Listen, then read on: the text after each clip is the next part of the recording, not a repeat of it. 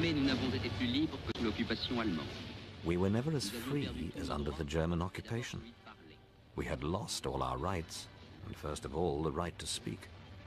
We were insulted every day and had to keep silent. But that is precisely why we were free. As the German poison seeped into our minds, as we were constantly watched, every gesture we made was a commitment. The French philosopher Jean Paul Sartre spent a lifetime defying conventional logic. The man who never felt so free as under German occupation would go on to challenge almost every assumption about the way we live in his search for the meaning of freedom. What struck me in Sartre, I would say the physical, nearly physiological sense of freedom. A sort of freedom embodied, made body. He was freedom. It was while in a German prisoner of war camp that Sartre, working in secret, first began to realize the potential of his ideas about personal freedom. He didn't know it at the time, but they would become the basis for the philosophy known as existentialism, which would transform the mental landscape of post-war Europe. Ideas so potent, they would turn Sartre himself into a cult figure, an entirely new kind of thinker who seemed to speak to the ordinary people. He spoke about freedom, he spoke about action, he spoke about despair, and he tried to tell everyone that, you know, you are in charge of your own life. Only you is in charge of that. You are allowed to build it the way you want, and it will be your own work of art. It is not his fault if people like us, who were not philosophers, who were not thinkers, took him as prophet. But there was another bleaker, less optimistic side to Sartre and his ideas. The moment when you realize that your existence is not founded upon any past objective facts, that your existence consists of what you're going to make of it, there is something slightly horrifying, maybe, about that recognition. I mean, it removes your excuses, it removes your alibis. This is a world in which we are not only condemned to be free, but in which freedom is the freedom to do anything at all. If freedom is as complete as he says, then one is faced with a valueless universe. And that, I think, is what his people, if one could put it like this, are always afraid of, because nothing is of value. And this is a very frightening thought. Such an uncompromising philosophy of freedom might seem impossible to live by, but that is exactly what Sartre tried to do throughout his long and controversial life. He refuses order, he refuses family, he refuses children, he refuses being faithful. Everything is the contrary, and he's happy. Well, he's a real, I don't know, you should kill men like that, you should burn them.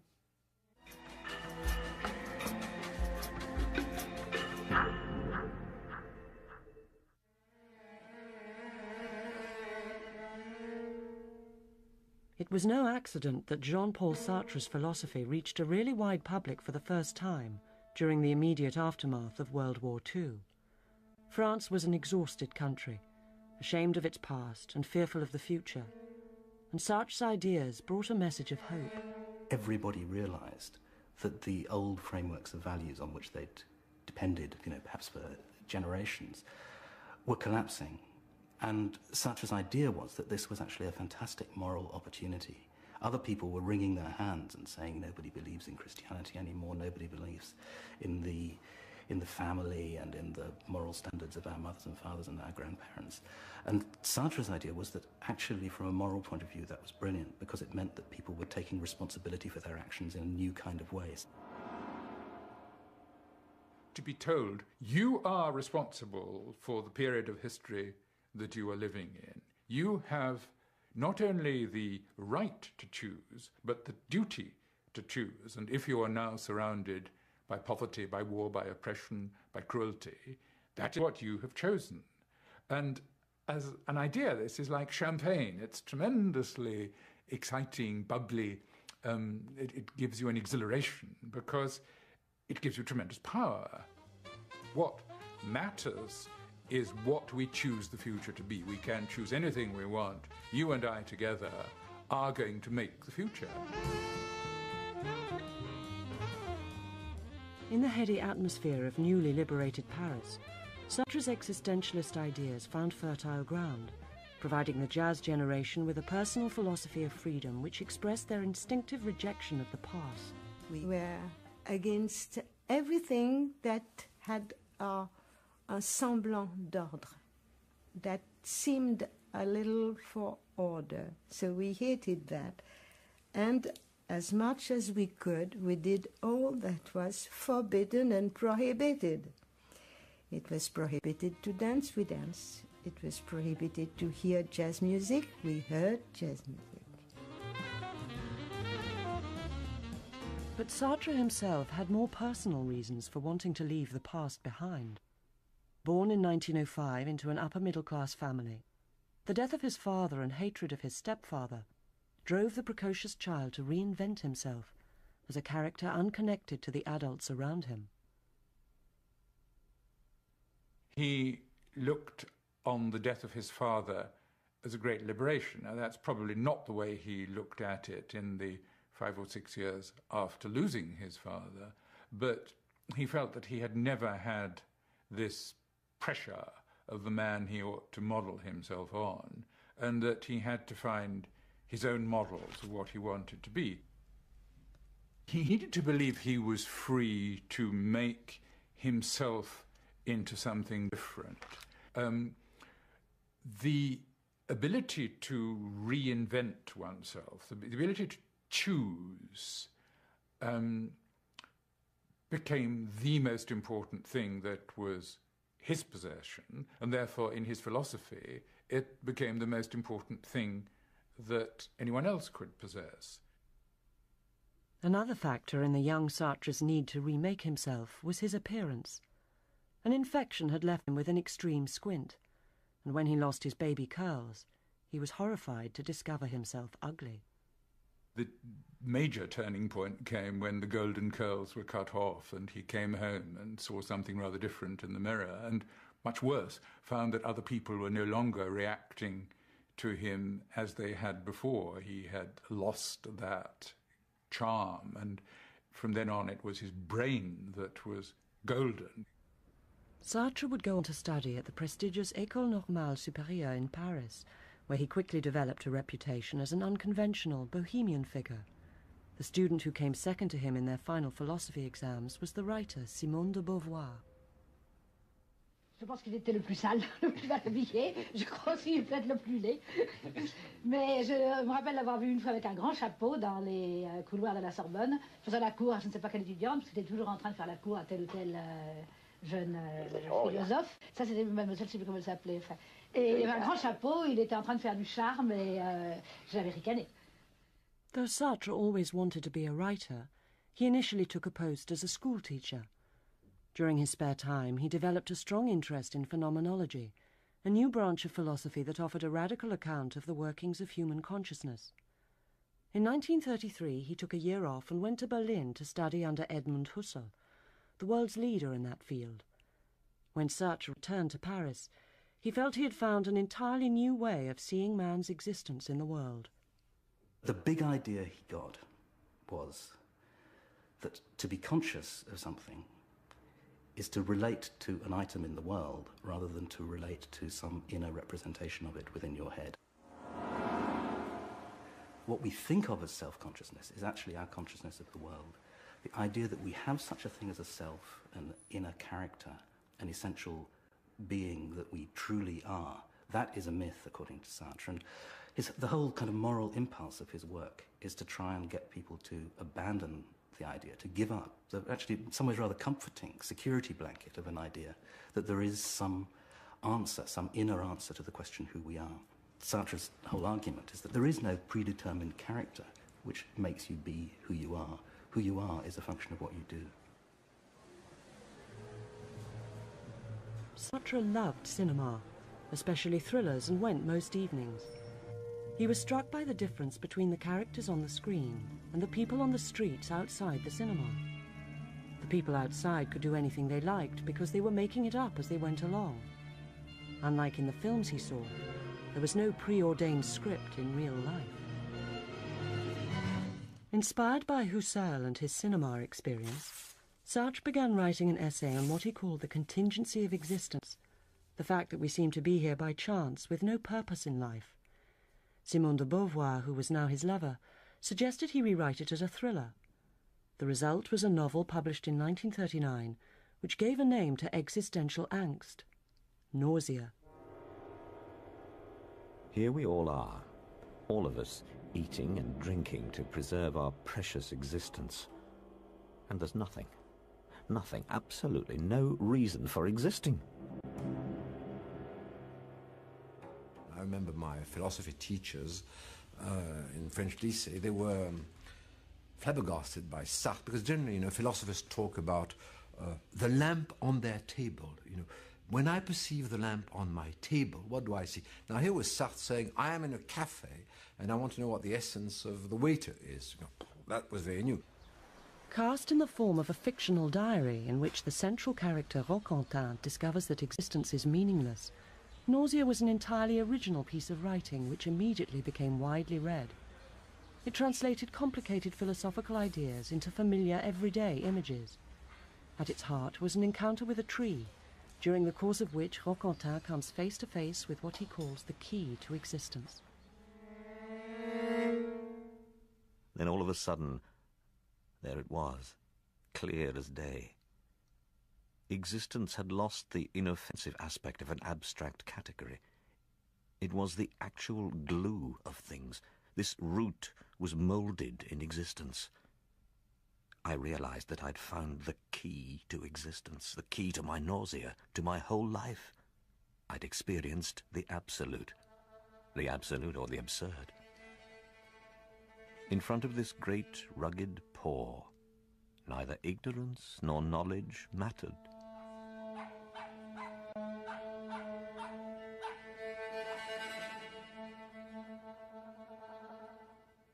Le fait que la vie n'ait pas de sens, justement, nous donne la possibilité de lui donner un sens. C'est justement parce qu'elle n'en a pas, écrit d'avance, tout écrit d'avance, que, autrement dit, qu'on est justifié par rien à l'avance. Il dit toujours, nous sommes contingents, nous sommes nés par hasard, notre existence n'obéit à aucune raison. C'est à nous de lui trouver des raisons, en quelque sorte, de lui donner un sens. When war broke out, Sartre was conscripted into the army and assigned to a meteorological unit, charting wind conditions to direct artillery fire. Operating well away from the front line, he found that he had a surprising amount of free time on his hands. Sartre didn't have a lot of guard duty, and he would send balloons up in the air, in my opinion, a very philosophical gesture, and wait to see which way they drifted. And he had what he did not possess in unlimited quantities when he was a teacher, that is time. And there he could reflect on himself and also reflect on the world. In this somewhat unreal situation, Sartre thought and wrote intensively. He worked on a fictional trilogy, The Roads to Freedom, and began the major philosophical work of his life, Being and Nothingness. It was heavily influenced by the German philosopher Martin Heidegger, who by a strange coincidence had worked as a meteorologist in the First World War. Peter and Keller went off to get hydrogen. It was their turn. I reread Heidegger's lecture, What is Metaphysics? I spent the day staking out a position vis-à-vis his. The philosophy I'm writing is personal. It plays a role in my life, protecting me against the melancholy gloom and sadness of war. Philosophy and life have really become one.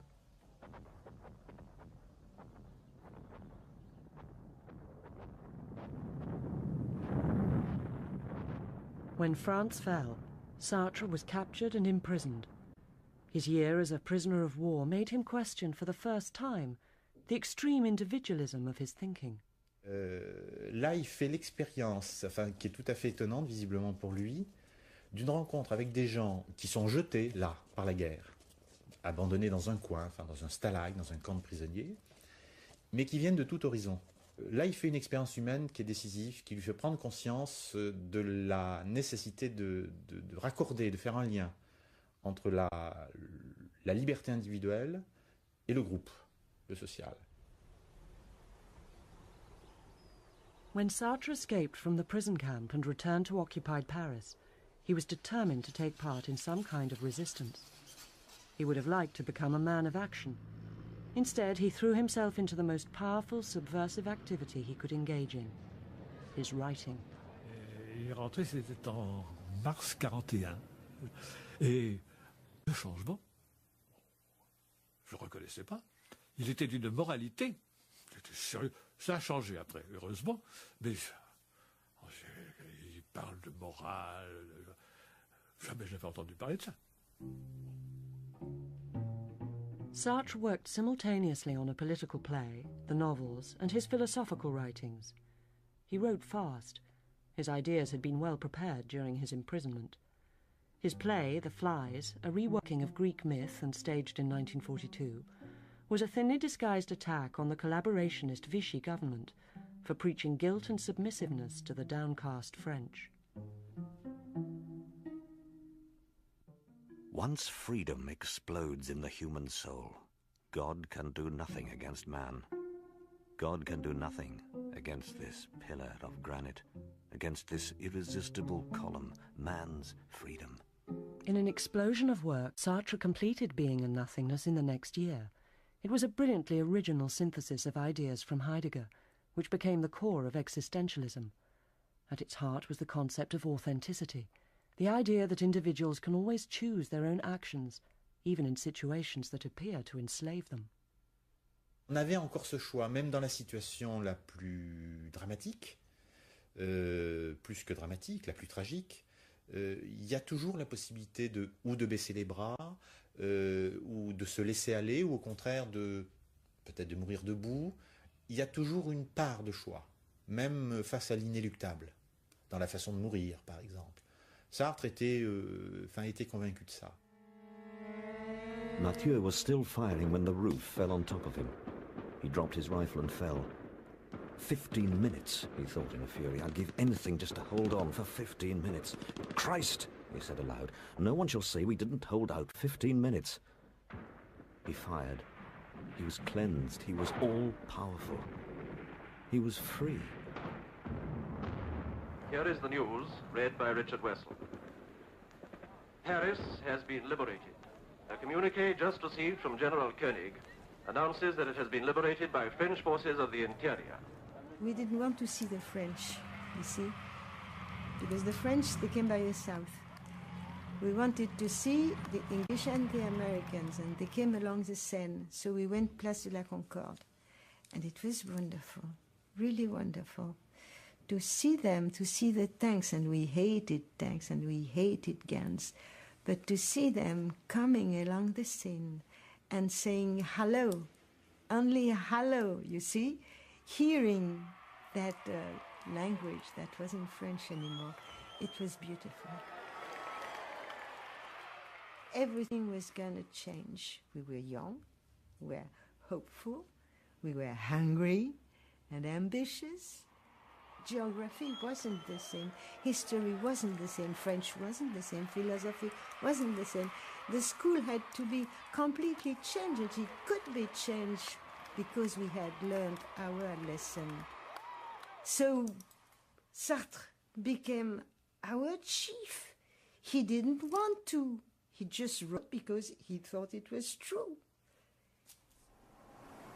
With the liberation came freedom of the press, and Sartre set about using it to build a new society. Sartre ne dit pas « il faut s'engager ». Soyez engagés. Il dit « vous êtes engagés, même quand vous ne le savez pas ». Vous avez des positions sociales, vous ne la connaissez pas. Vous ne vous en rendez pas compte. Donc, Sa morale à lui, c'était « prenez conscience de votre situation ».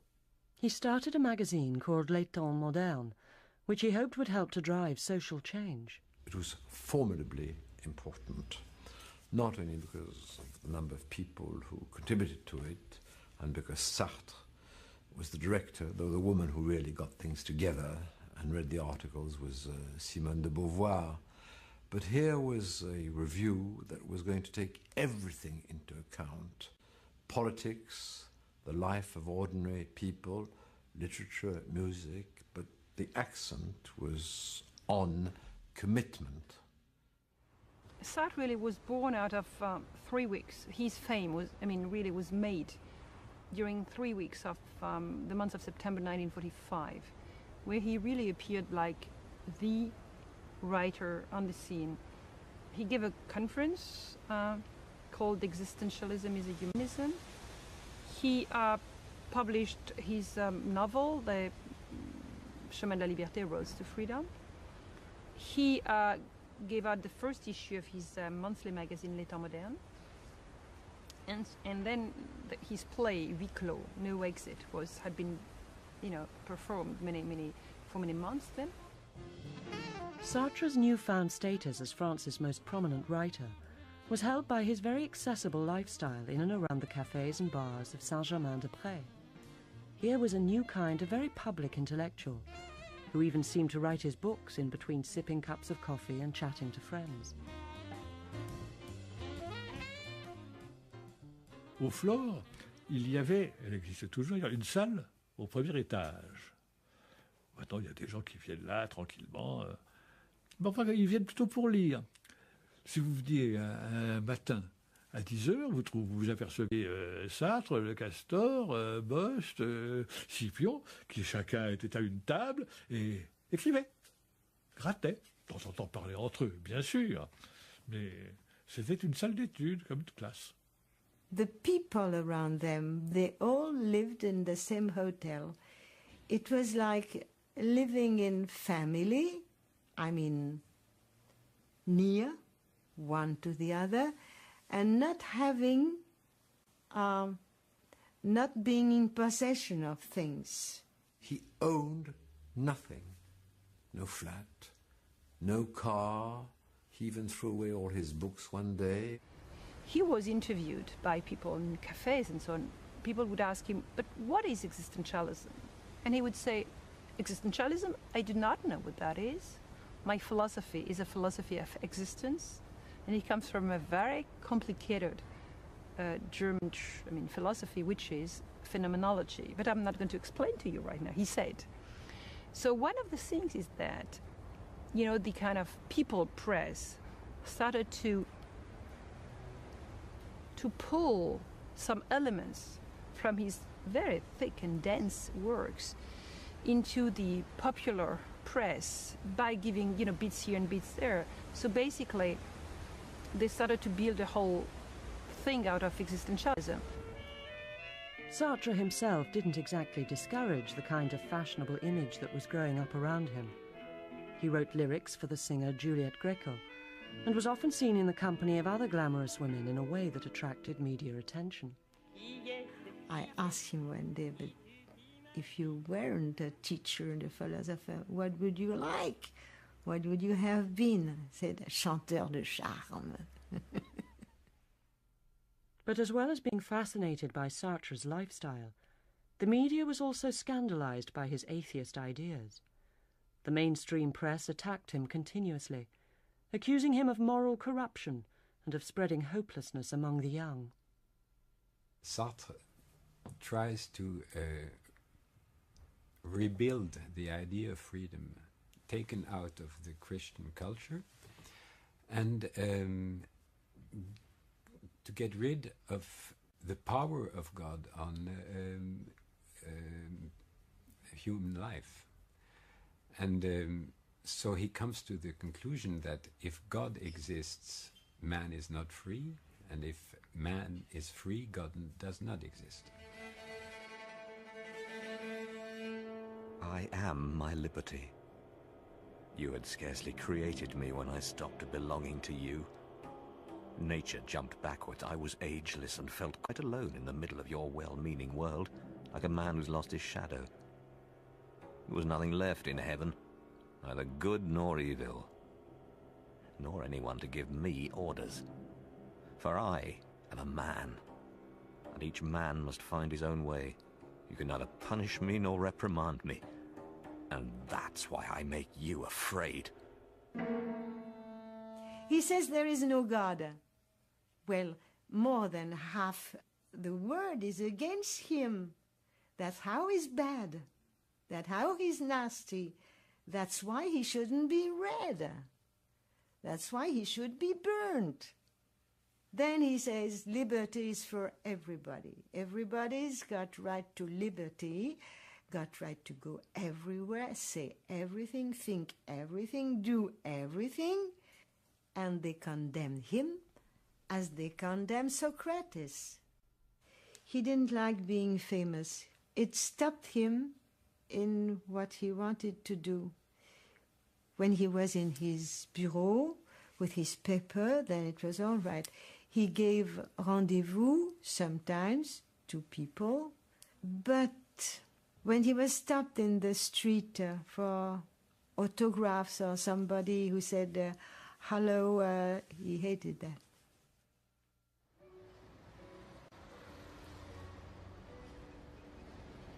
Forced to retreat from the cafes of the left bank by the attentions of the press, Sartre moved to live with his mother in the Rue Bonaparte.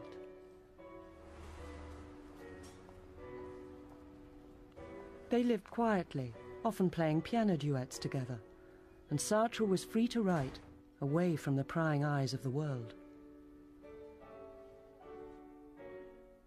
Sartre, from childhood onward, was someone who had suffered when he couldn't be in control of the image that other people formed of him.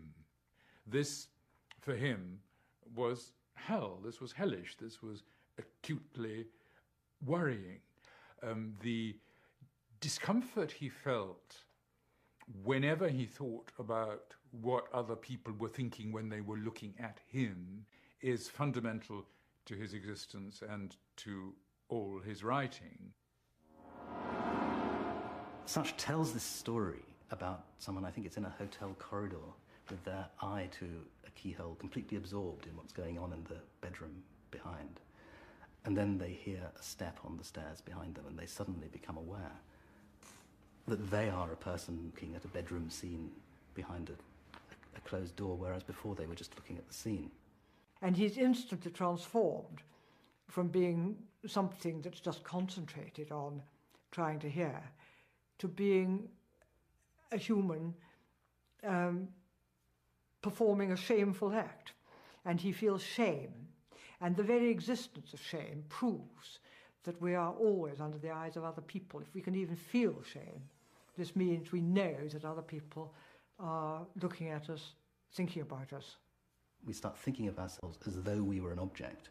And so we construct an idea of ourselves as an item in someone else's world. And that's the point at which something like a self comes into being.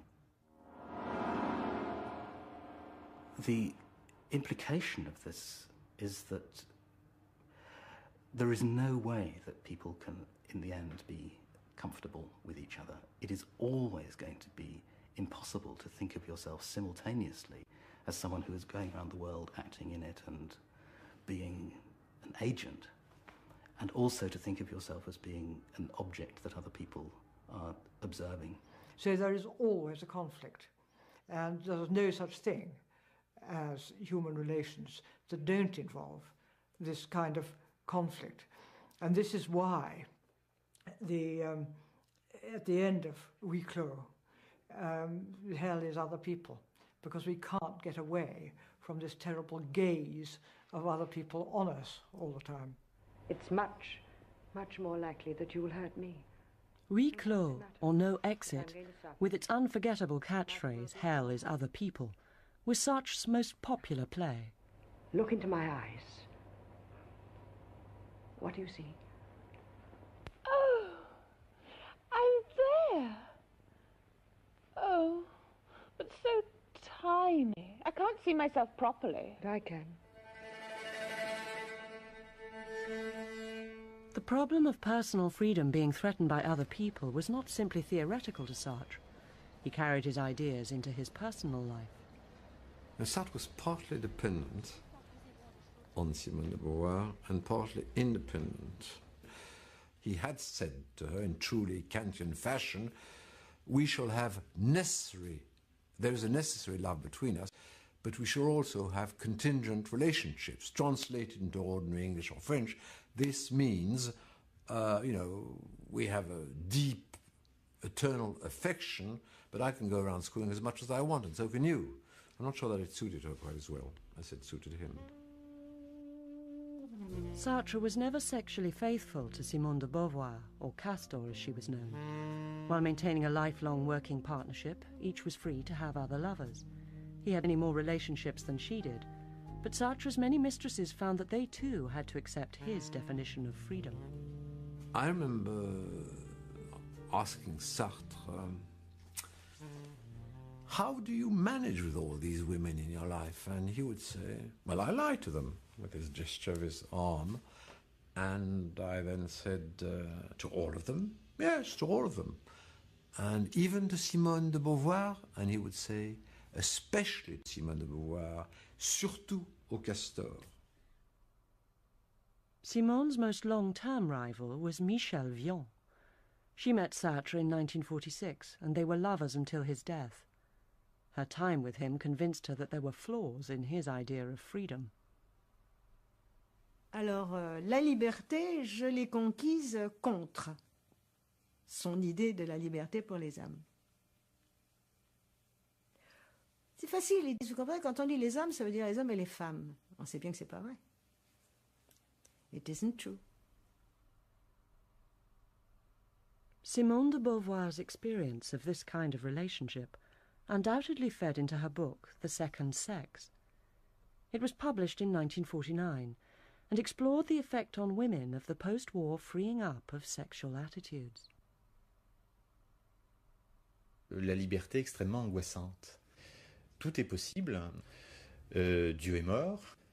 La morale, disons traditionnelle, en tous les cas, la morale bourgeoise a périclité. Donc effectivement, il n'y a plus de, comment dirais-je, de garde-fous.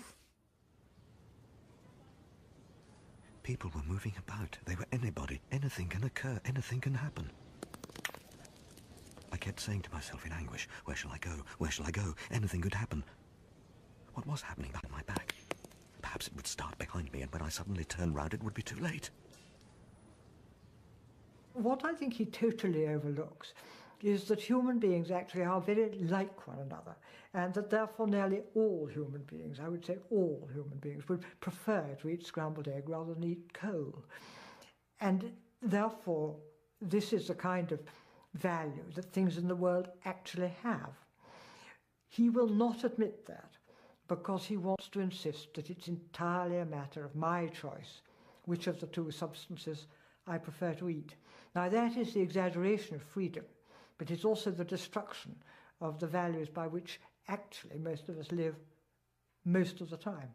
Sartre convinced himself, though he didn't convince many other people, that this idea of a world of existentialists all making decisions for themselves would be a world of socialists who treat each other as equals. And it's hard to see, really, why it shouldn't be a world of egomaniacs who treat each other like dirt. How to accommodate individual freedom within a free society increasingly preoccupied Sartre. Having flirted with but never joined the Communist Party, he spent much of the 50s trying to reconcile the individualist philosophy of existentialism with the collective vision of Marxism. You find that between 1958 and 1968, this word liberty, which had been terrifically important, had been central to everything he thought and said and wrote, vanished completely from his writing. The reason it vanished is that he had become much less interested in the individual person, in me, in the self, in one person's fight. The only freedom he believed in during those 10 years was the collective freedom which hadn't yet been achieved. The individual, he thought, would be free again once the whole of humanity was free. La liaison du peuple et des intellectuels qui existait au XIXe siècle, pas toujours, mais qui a donné de très bons résultats, devrait être retrouvée aujourd'hui. Il y a 50 ans que le peuple et les intellectuels sont séparés. Il faut maintenant qu'ils ne fassent plus qu'un. Non pas pour que les intellectuels donnent des conseils au peuple, mais au contraire, pour que ces masses prennent une forme neuve, et c'est pourquoi je vous dis, nous nous retrouverons certainement.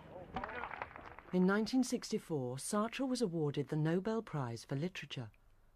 Horrified by the idea of being incorporated into the establishment, he immediately refused it. Puisque j'étais désengagé, alors la société bourgeoise voulait bien ne pas tenir compte de mes erreurs passées. Elle voyait là un aveu et elle me donnait le prix Goncourt, le prix Nobel. Elle vous pardonnait? Elle me pardonnait et elle considérait que j'avais droit au prix Nobel, ce qui me paraissait monstrueux. When students in Paris mounted a series of protests that escalated into the serious public disorder of May '68, Sartre was on hand to play a role in the rebellion that for a few days rocked the French state. And all the little boys and little girls, they came and said, you are our big man, as you always have, so you help us. He said, volontiers, I shall do that. How can I help? You come with us, you write for us, we are sending La Cause du Peuple, and you could sign it, you could sell it in the street. He had several trials for that because it was forbidden. The violence with which the police responded to the street protests shocked France and convinced Sartre of the truth of his idea that conflict in human affairs was inevitable. But the May events also inspired him to renew his pursuit of freedom. He was now more convinced than ever that the main threat to individual freedom came from the state, and he joined those calling for its overthrow. He was always very revolutionary, ahead of all the revolutionaries. You got to read it's total liberty, it's total revolution all the time, revolution for everything. Et à partir de 68, lorsqu'il découvre, lorsqu'il proclame que le Parti communiste français est un grand parti conservateur, c'est une espèce de libération par rapport à cette espèce de terrorisme marxiste qui pesait sur lui et dont au fond il n'avait rien à foutre. Donc il évacue le marxisme en 68 et il rejoint sa vérité qui est celle d'une sorte d'anarchisme, je dirais. Sartre, the man who had felt free in a German prisoner of war camp, now felt profoundly unfree in Charles de Gaulle's France of the 1960s. He started to lend his name to various militant far-left causes, and even became the editor of the extremist newspaper La Cause du Peuple. He was arrested on several occasions, but always released without charge.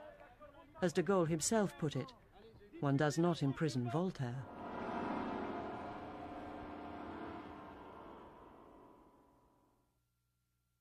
I suppose the point is that freedom, as he had conceived it, had always been a fantasy. It had been a very useful fantasy, not only for him but for France. The public reaction to his ideas was an immediate demonstration that the individual idea could ignite a fervour and a useful fervour in a mass of people. But the longer he lived, the clearer it became that individual freedom did not exist. Chez Sartre, toujours cette idée de l'échec, quand même. Parce que justement, la réussite signifierait la fin de la liberté, presque, paradoxalement. ça signifierait la fin de la liberté, puisque, par exemple, la révolution qui s'installe ne veut plus reconnaître les nouveaux problèmes. Elle est établie, elle est institutionnalisée, et elle désigne comme traîtres à la révolution tous ceux qui osent encore lever le doigt pour dire ça va pas ou pour protester. Donc d'où ce style chez Sartre d'une certaine façon, d'une sorte de révolte perpétuelle. As Sartre's ideas became more extreme, even his supporters found it difficult to follow him. In the 70s, Sartre made himself the advocate of social violence, which was actually a counter-violence to the violence of the government.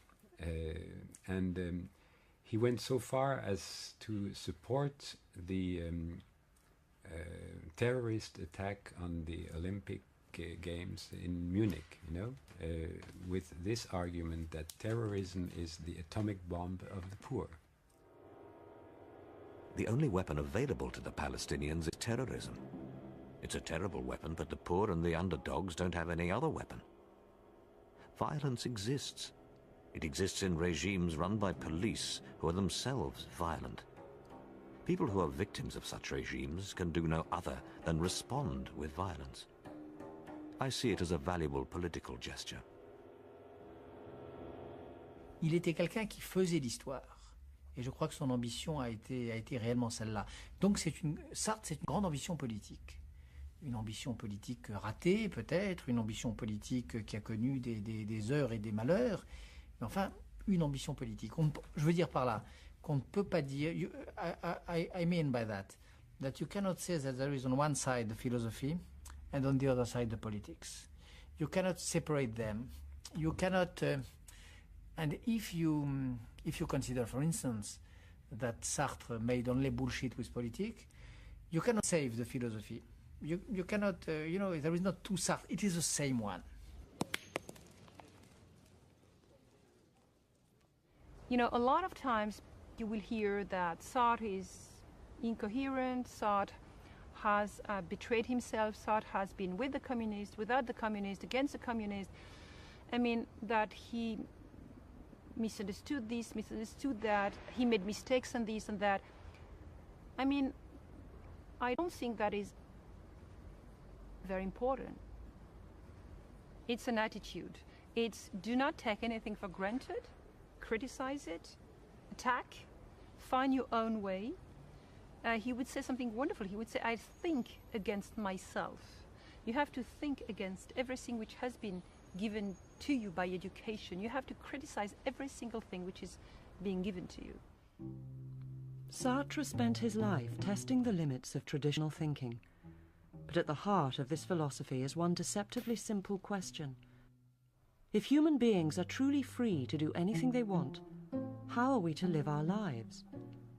Sartre never did find a convincing answer to this question, but he was never less than unflinchingly honest in the attempt.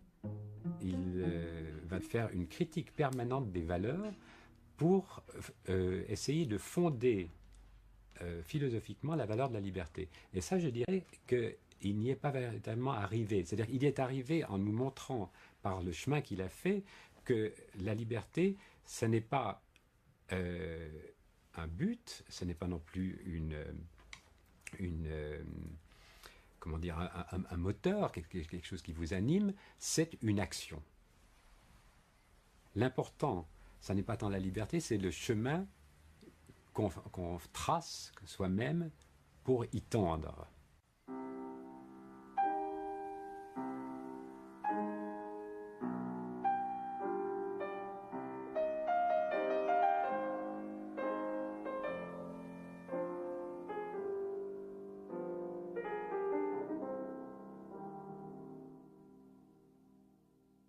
Madame, mademoiselle, monsieur, bonsoir. Des dizaines de milliers de personnes ont rendu un dernier hommage à Jean Paul Sartre.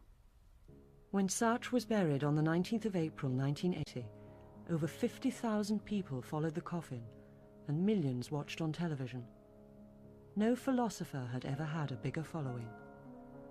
When he died, somebody said, now that he died, we've lost a compass. because we will not be able to say to ourselves when something important happens, what does Sartre think about it, you know, which used to be the way we would behave. So basically, he would be an ethical compass. Cette habitude de se mêler de ce qui ne le regardait pas, cette façon de mettre son nez dans les affaires du monde, cette façon de ne pas laisser les puissants en répit. Il y a quelque chose de très sympathique et de très noble dans cette attitude. Cette philosophie du non. He gave our generation a sense of freedom that directed our lives. We made choices that I think we can still identify with.